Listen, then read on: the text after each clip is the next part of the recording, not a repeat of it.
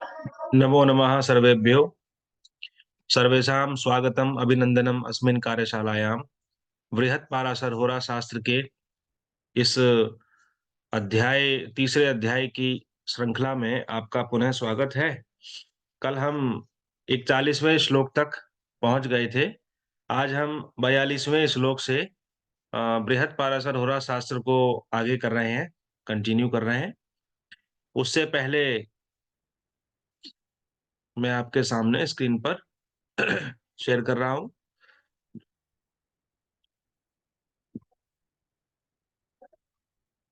ये आपको दिखाई दे रहा होगा, सभी को दिख रहा है? जी दिख रहा है सर। ठीक। तो वृहत पाराशर होरा शास्त्र हमने कल जाना था महर्षि पाराशर जी के बारे में। महर्षि पाराशर ऋग्वैदिक काल में मंत्र सृष्टा रहे हैं, मंत्र दृष्टा रहे हैं। आप द्वापर युग में भी आपका नाम मिलता है पाराशर जी का। उन्हीं के द्वारा 18 जो प्रवर्तक हैं, ज्योतिष के आचार्य हैं, उन 18 प्रवर्तकों में एक महर्षि पाराशर है।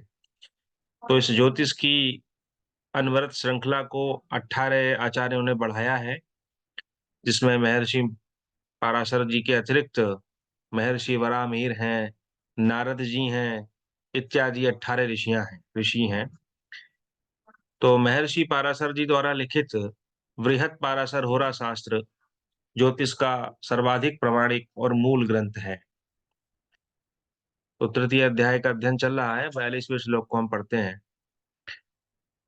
राहुश्च चांडाल जातिश्च केतुर्जात्यंतरस्तथा शिखेश्वर भानु मंदानाम वल्मीकम स्थानमुच्यते। ये अनुष्टुप छंद है। अनुष्टुप छंद श्लोकम अपि कथ्यते। श्लोक को अनुष्टुप छंद भी कहते हैं। तो राहु चांडाल जातिश्च, राहु जो है वो चांडाल जाति का है ना। चांडाल जाति, चांडाल जाति क्या होती है? कोई साथी बताएंगे? चांडाल सर शब्द ये सुना है आपने? शमशान में जो वर्क करते हैं, हाँ, जो मुर्दों का। शमशान में काम करते हैं, जो जो मतलब विभत्स कर्म करते हैं, थोड़ा सा गंदे कर्म करते हैं, ऐसे लोगों को चांडाल कहा जाता है ना। तो घृणित कर्म है वो भी एक तरह से, वहां पर घृणा होती है। किस तरह से वो शव को उठाते हैं, उसको रखते हैं, वहां पर जलाते हैं, और भी बहुत सारे कार्य ऐसे हैं। तो इन सारे कार्यों का जो अधिपति ग्रह है वो राहु है। राहु की चांडाल जाति। अगर कोई व्यक्ति इन कर्मों को करने में अपनी प्रिय लिप्सा को दिखा रहा है, उसको ये कर्म अच्छा लग रहा है, या राहु से मतलब है जो घृणित कर्म करने वाले लोग हैं, डकैत हैं, वो भी चांडाल जाति के लोग होते हैं, है ना। डकैती करना, मारना, किसी को जान से मार देना। तो इस तरीके की जो प्रवृत्ति होती है वो राहु के कारण होती है। अगर ये प्रवृत्ति किसी व्यक्ति के शरीर में बढ़ रही है तो हम ये मानते हैं कि वह व्यक्ति राहु से प्रभावित है। राहु को म्लेच्छ भी कहा गया है। म्लेच्छ, म्लेच्छ से मतलब जो भारत के जो मूल जातियां हैं वहां से जो विदेशी जातियां हो जाती हैं अलग हट करके। तो राहु जो है एक तरह से, इसलिए इसको कॉमन नेम हमने दिया बाहर पराशर जी ने, कि चांडाल जाति के राहु की जो है वो जाति चांडाल है। केतुर जात्यंतरस्त था। केतु की जाति क्या है? अंतर जाति है। अंतर से मतलब जैसे अंतर जातीय विवाह होते हैं, अंतर धार्मिक विवाह होते हैं, है ना। अपनी मूल जाति खत्म हो जाना, एक तरह से इसको कहा जाए हाइब्रिड, संकर, तो उसको संकर कहा जाता है। तो प्रवीण चंद्र व्यास जी हमारे बीच में है। आपको मेरी आवाज आ रही है?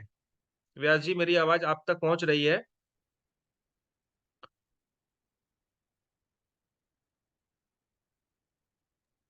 जी हमको चलिए आ रही है ठीक सर। है। ठीक है। शिखिर स्वर भानु मंदानाम वल्मीकम स्थानम उच्यते। वल्मीक स्थान उच्यते, उच्यते माने कहा जाता है। वल्मीक किसको कहते हैं संस्कृत में? दीमक को कहा जाता है। तो दीमक स्थान किसका है? शिखी स्वरभानु मंदा नाम। शिखी का है, स्वरभानु का है और मंद का है। अब देखिए, यहाँ पर शनि नहीं लिखा है, यहाँ पर शनि के स्थान पर मंद शब्द का प्रयोग किया है। मंद शब्द में षष्ठी विभक्ति का प्रयोग किया तो रूप बना हमारा मंदा नाम, रामा नाम, है ना? राम का, मंद का। तो मंद कौन है? मंद मंद कौन चलता है? शनैः शनैः शनि। कौन चलता है? धीरे धीरे कौन चलता है? शनि चलता है। तो शनि का दूसरा नाम मंद भी है।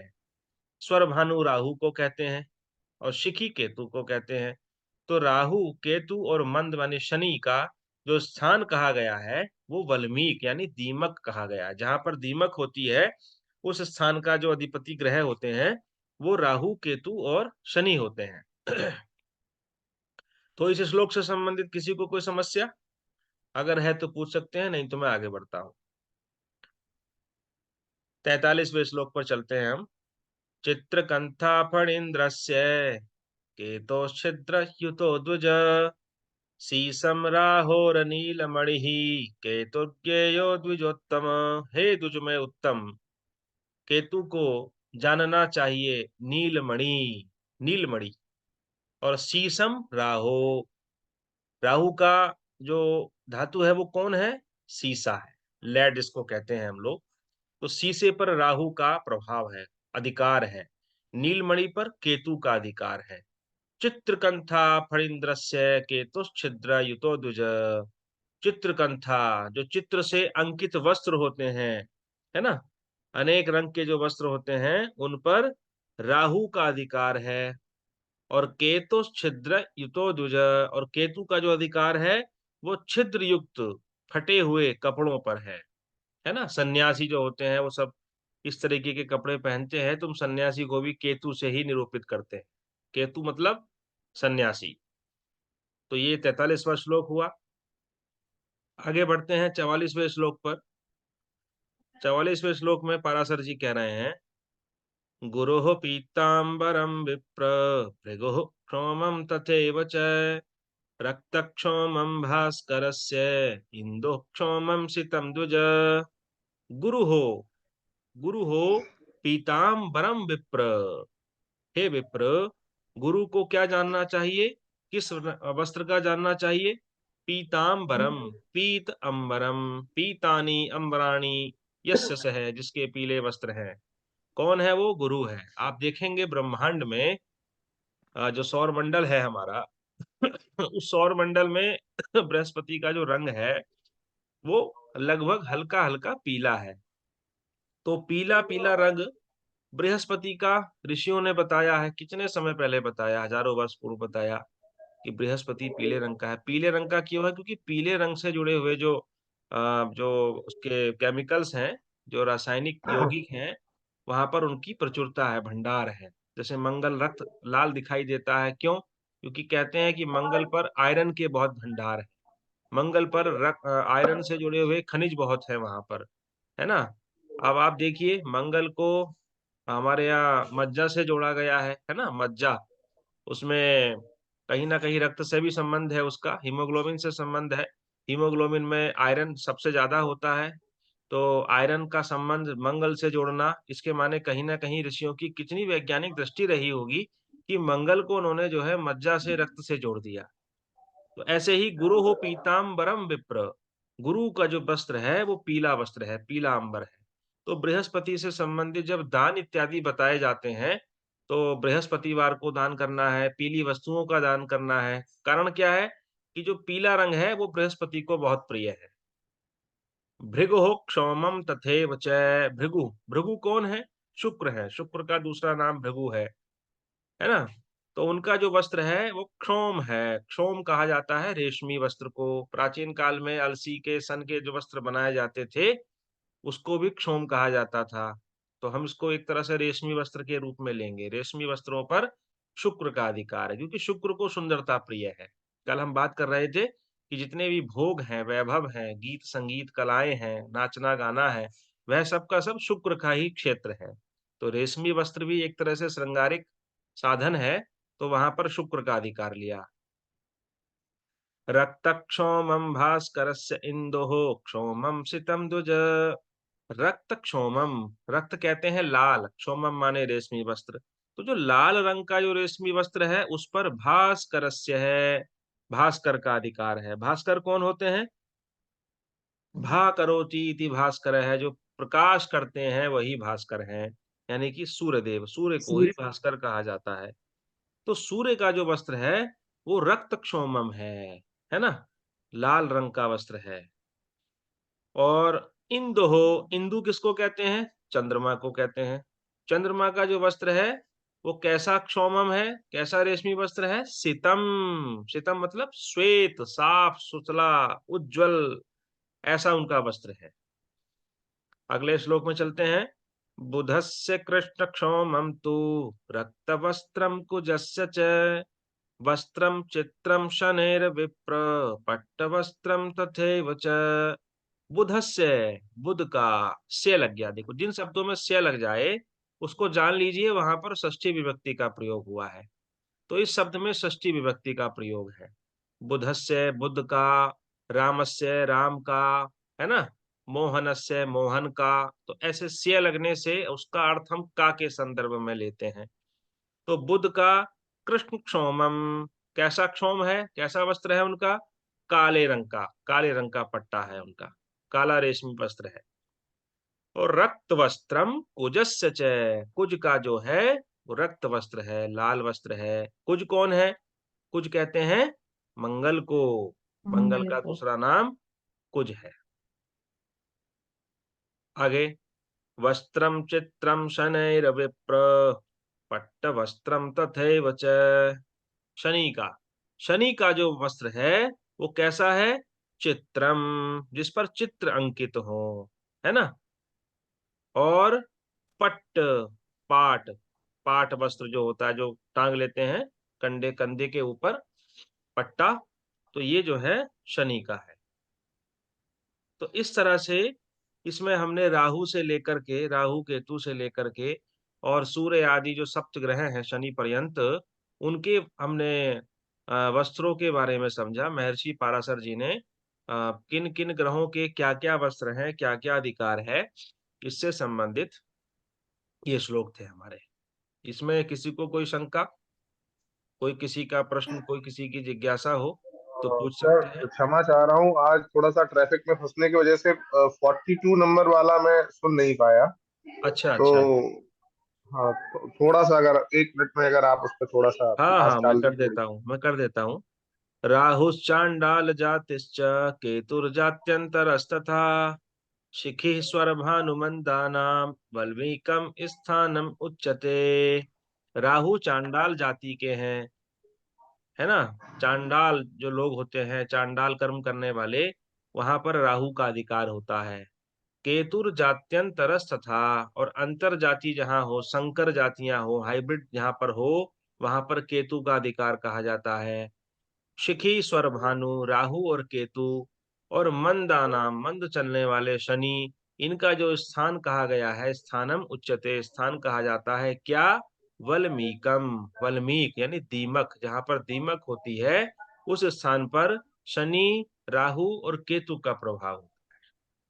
ठीक है। धन्यवाद सर, धन्यवाद, बहुत बहुत धन्यवाद। आगे अगला 46वां श्लोक देखते हैं। भृगुर ऋतुर्वसन्तश्च कुजभान्वोश्च ग्रीष्मकः चंद्रस्य वर्षा विज्ञेयाः शरश्चैव तथाविद।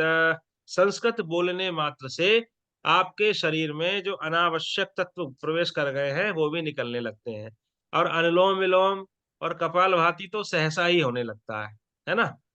तो भृगुर ऋतुर वसंतश्च, भृगु की जो ऋतु है वो क्या है? वसंत है। षड ऋतवः भवन्ति ना अस्माकं देशे, हमारे देश में 6 ऋतुएं होती हैं, वसंत आदि, ग्रीष्म आदि, शरद ऋतु इत्यादि, है ना। 6 ऋतुओं से संपन्न हमारा देश है। तो उन 6 ऋतुओं में जो वसंत ऋतु होती है वो कब आती है? मोटा मोटा मार्च और अप्रैल में मौसम में, है ना। तो जब हेमंत ऋतु चली जाती है, हेम का अंत हो जाता है, ठंड का अंत हो जाता है, तो उसके बाद में वसंत ऋतु आ जाती है। तो चैत्र वैशाख हयो वसंत है, शास्त्रों में लिखा है कि चैत्र और वैशाख इन 2 माह को मिला करके वसंत ऋतु बनती है, और ऐसे ही ज्येष्ठ और आषाढ़ इन 2 माह को मिला करके ग्रीष्म ऋतु बनती है। तो 2-2 माह मिला करके हमारी 6 ऋतुएं हो जाती हैं, 12 माह होते हैं। तो भृगुर ऋतुर वसंतश्च, भृगु की जो ऋतु है वो कौन है? वसंत है।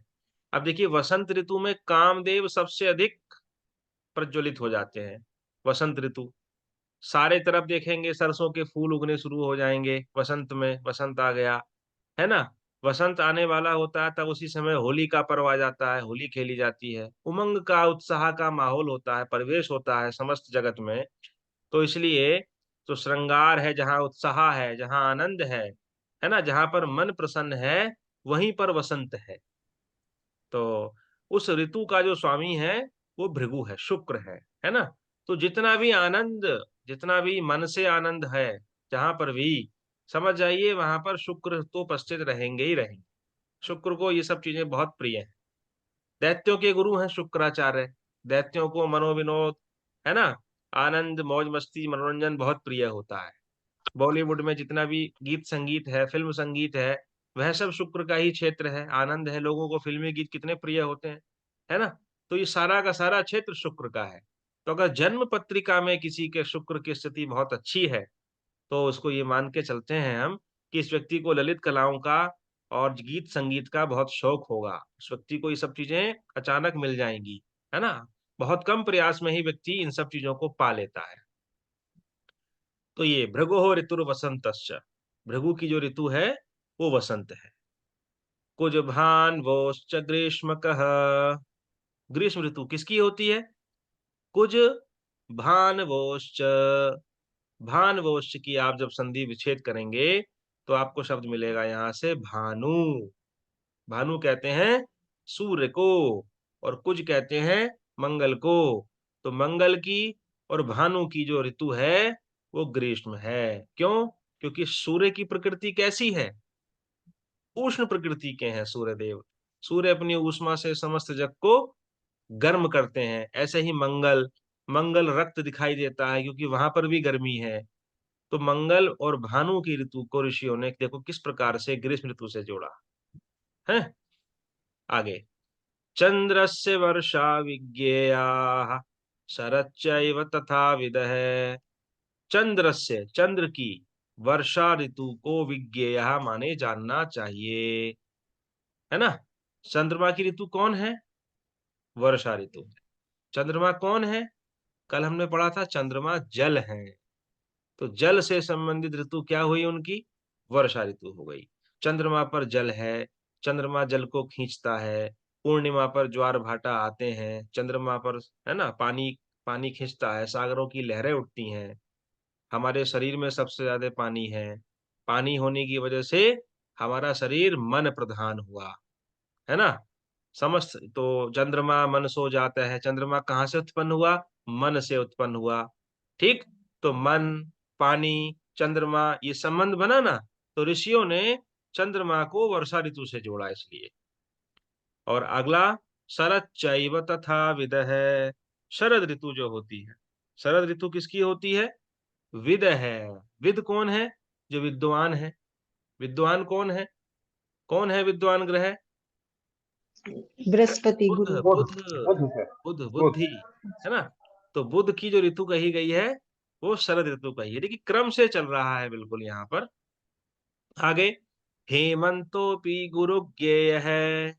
हेमंत, हेमंत अपि माने भी, हेमंत ऋतु को भी जानना चाहिए। किसको जानना चाहिए? गुरु को। और शनेस्तु शिशिरो द्विज, हे द्विज, हे श्रेष्ठ ब्राह्मण, शनेस्तु, शनि की ऋतु को शिशिर जानना चाहिए, शिशिर ऋतु। अष्टौ मासाश्च स्वर्भानुः केतोर्मासत्रयम् द्विज, राह्वार पंगुश्चंद्राश्च विज्ञेयः धातुखेचराः। अष्टौ मासाश्च, 8 महीने किसके हैं? स्वरभानु हो। स्वरभानु कौन है? कौन है स्वरभानु? राहु। राहु है। हमने कल समझा था स्वर भानु की उत्पत्ति कैसे हुई। तो राहु के 8 महीने कहे गए। वर्ष में जो 8 महीने हैं वो उनका जो अधिपति है वो राहु है। अब इस श्लोक में मुझे थोड़ा सा संशय हो जाता है, क्योंकि जितनी भी टीकाएं लिखी गई हैं कहीं ना कहीं या तो व्याकरणिक त्रुटि है इसमें। देखिए अभी आप जानेंगे इसको आगे। विज्ञेया धातु खेचरः, ठीक है। और जितने भी खेचर हैं, जितने भी ग्रह हैं, उनको धातु जानना चाहिए, धातुओं का अधिपति जानना चाहिए। कौन कौन है अधिप, आगे पढ़ेंगे देखो इसमें। मूल ग्रहो सूर्य शुक्रो, सूर्य और शुक्र जो हैं ये मूल हैं, है ना। ये मूल के अधिपति हैं, जो मूल धातुएं हैं हमारी उनके अधिपति हैं। और अपराजीव संज्ञका, और जो दूसरे हैं बाकी जो बचे सूर्य शुक्र के अतिरिक्त वो सब के सब जीव संज्ञा वाले हैं, मतलब इनकी संज्ञा है यहाँ पर। हाँ, व्यास जी कुछ पूछना चाह रहे हैं, बोलिए। नहीं सर जी बराबर है। जी। गलत था। हाँ रेज गलत हो गया। हाँ जी, आपकी आवाज नहीं आ रही है, मुझे भी अच्छा। बोलिए बोलिए। नहीं बराबर है। अच्छा अब आगे बढ़िए। ठीक ठीक ठीक। तो इस तरह से ये प्रकृति को जानना चाहिए यहाँ पर, है ना। तो ये हुआ। 49वां श्लोक है, ग्रहेषु मंदो वृद्धोस्ति आयुर्वृद्धि प्रदायकः नैसर्गिके बहु समान ददाति द्विज सत्तम। ग्रहेषु मंदो, ग्रहों में जो मंद हैं, वृद्धोस्ति जो वृद्ध हैं, बूढ़े हैं, ठीक है। कौन है शनि। ग्रहों में जो मंद है और जो बूढ़े हैं, कौन है वो, शनि है। शनि। ठीक। आयुर्वृद्धि प्रदायकः नैसर्गिके बहु समान ददाति द्विज सत्तम। तो ग्रहों में जो मंद हैं, जो बूढ़े हैं, ऐसे ग्रह वो कौन है, शनि है। और अपनी दशा में ये आयु की वृद्धि को भी प्रदान करते हैं। यानी शनि के बारे में ये कहा जाता है कि शनि आयु के वृद्धि को बढ़ाने वाले हैं, आयु वृद्धि करने वाले ग्रह भी हैं। शनि का संबंध अगर अष्टम भाव से बन जाए तो, और अपनी ही राशि में हो जाए, तो आयु को बढ़ा भी देते हैं। शनि के बारे में ऐसा कहा जाता है। अगर व्यक्ति वृद्धावस्था में गोचर में शनि भ्रमण करते हुए अगर मकर और कुंभ राशि में अष्टम भाव से संबंध बना रहा, तो कहते व्यक्ति सड़ सड़ के मरता है, मृत्यु नहीं आती उसको, है ना। बुढ़ापा और बुरा आपा, बुढ़ापा क्या है, बुरा आपा है। अपना ही आपा जब बुरा हो जाए, ये शरीर जब गल जाए, उन्होंने लिखा ना, अंगम गलितम पलितम मुंडम दसन विहीनम जातक टुंडम भज गोविंदम भज गोविंदम भज गोविंदम मूढ़मते। किन्होंने लिखा, आदि शंकराचार्य जी ने, कि अंगम गलितम पलितम टुंडम, अंग गल गया है ना, पल गया है, खाले लटक गई हैं। और दसन विहीनम जातक टुंडम, दसन विहीन, दांतों से विहीन हो गया है जातक, अंत में वृद्धावस्था के लक्षण बताए हैं उन्होंने।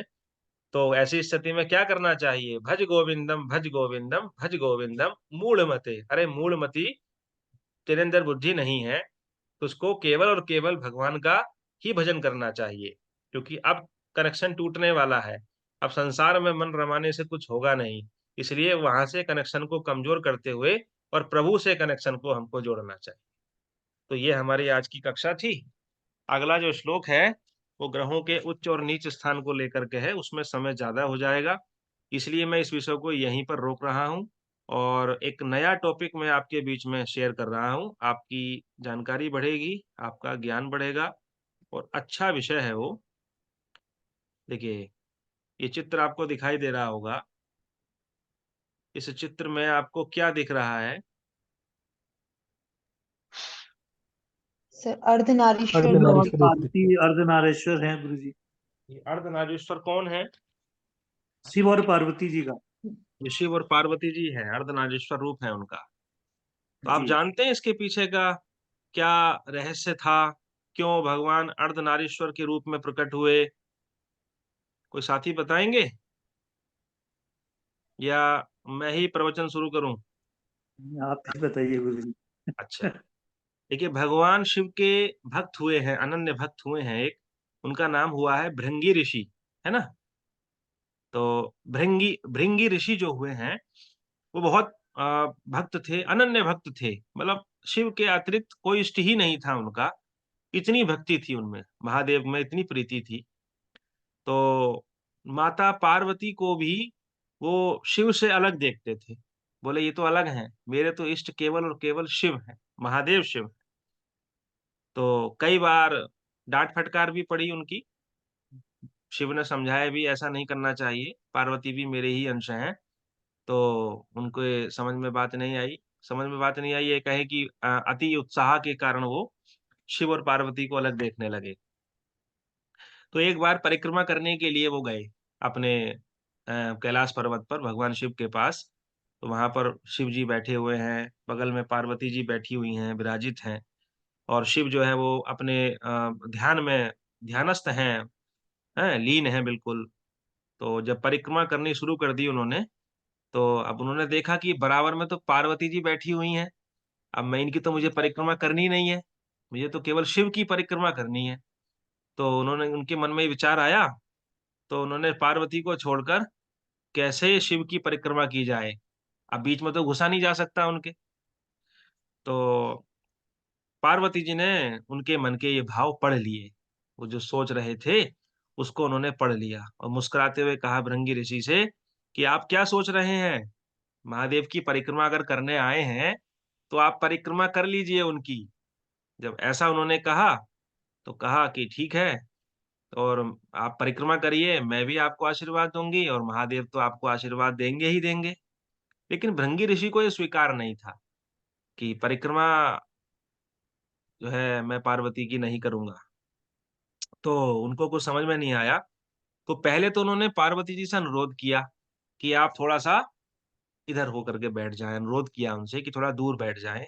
लेकिन पार्वती जी ने इनका ये अनुरोध अस्वीकार कर दिया कि ऐसा नहीं हो सकता। जब ऐसा नहीं हो सकता तो उसके बाद क्या हुआ, फिर तो पार्वती जी और शिव के और निकट आकर के बैठ गईं, ठीक है? इतनी निकट बैठ गईं कि अब उनकी परिक्रमा करनी, बीच में से निकलना संभव ही नहीं था। भृंगी ऋषि ने बलपूर्वक निकलने का प्रयास किया, दोनों को अलग करने का प्रयास किया। इतना बल लगाया कि जाकर के जब पार्वती को बुरा लगा, तो उन्होंने क्या किया फिर? वो फिर शिव में ही लीन हो गईं। ये जो रूप आप देख रहे हैं ना, शिव जी का और पार्वती जी का, ये भृंगी ऋषि के समय का प्रसंग का रूप है। वो इतनी लीन हो गईं कि दोनों का एक ही रूप हो गया। तो ये एक रूप कहलाया आगे चल करके अर्धनारीश्वर। अब भृंगी ऋषि यहीं नहीं रुके। अब भृंगी ऋषि ने क्या किया? भृंगी ऋषि ने एक कीट कीट बन गए वो। कीट होता है ना कीट, छोटा-सा भृंगी, भृंगी कीट को भी कहते हैं। वो कीट हो गए और कीट होने के बाद में उन्होंने क्या किया, जो जहाँ पर पार्वती जी बैठी हुई थीं, शिव से जुड़ी हुई, वो उनके बीच में घुस गए और जगह-जगह उनका मांस काटने लगे कि किस तरह से यहाँ से एक छेद हो जाए ताकि मैं अपने शिव की परिक्रमा कर उनकी जो है शिव की परिक्रमा को पूरा कर लूँ। तो इसको आप अनन्य भक्ति कहेंगे या क्या कहेंगे इस पर विचार करिए। तो भृंगी ऋषि ऐसा करने लगे, अब मांस काट के उन्होंने धीरे-धीरे अलग करना शुरू कर दिया। बस अब तो जो है पार्वती जी का पारा चढ़ गया और भृंगी ऋषि की इस धृष्टता को देख करके उन्होंने तुरंत जो है वो शाप दे दिया। शाप दे दिया कि तुम मूर्ख हो, तुम शिव और शक्ति को अलग करना चाहते हो, तुम्हें सत्य दिखाई नहीं देता, दोनों एक हैं, ब्रह्मांड के इस समन्वय में तुम्हारी आस्था ही नहीं है। तुम पुरुष और प्रकृति के सिद्धांत को भी नहीं समझना चाहते। तुम ये भी नहीं जानते कि प्राणी को मांस, मज्जा अपनी माता से मिलती है, हड्डियाँ अपने पिता से प्राप्त होती हैं। तुमने स्त्री शक्ति का अपमान किया है, इसलिए मैं तुम्हें शाप देती हूँ कि तुम स्त्री से मिली हुई मांस मज्जा को गँवा दोगे और तुम्हारे शरीर में केवल हड्डियाँ शेष रह जाएँगी। बस उसके बाद क्या हुआ, तुरंत भयानक शाप का प्रभाव हुआ। भृंगी ऋषि एकदम गिर पड़े क्योंकि कंकाल के सहारे खड़ा रहना संभव नहीं था।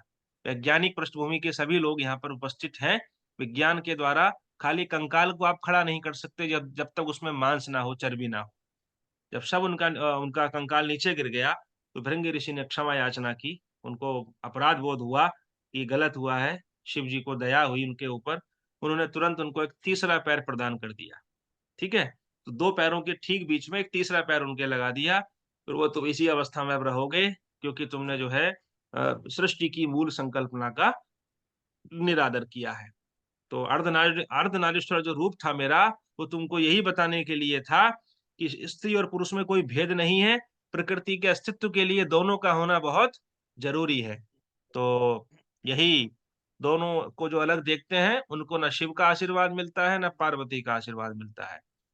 तो स्त्री शक्ति का अपमान करने के कारण वो 3 पैरों वाले कीट बन करके रह गए। तो मैं समझता हूँ आपको ये प्रसंग अच्छा लगा होगा और जी बहुत सुंदर गुरुजी। जी, तो आज के इस सेशन को हम यहीं समाप्त करते हैं और कल को हम ठीक समय पर ठीक 7:55 से और 8 बजे के बीच में आप जुड़ जाया करिए और हम कल को अगले श्लोक 50वें श्लोक पर हम पहुँचेंगे। ग्रहों के उच्च-नीच स्थिति को समझेंगे, ग्रह कब उच्च के होते हैं और कब नीच के होते हैं। अब धीरे-धीरे हम गहनता की ओर बढ़ना शुरू कर देंगे और जो भी साथी आपके साथ जुड़ना चाहते हों, उनको आप कल तक जुड़वा दीजिए, उसके बाद जोड़ना फिर संभव नहीं हो पाएगा क्योंकि फिर विषय वस्तु फिर आगे गंभीर होती चली जाएगी। कोई साथी कुछ कहना चाहते हो तो कह सकते हैं। धन्यवाद।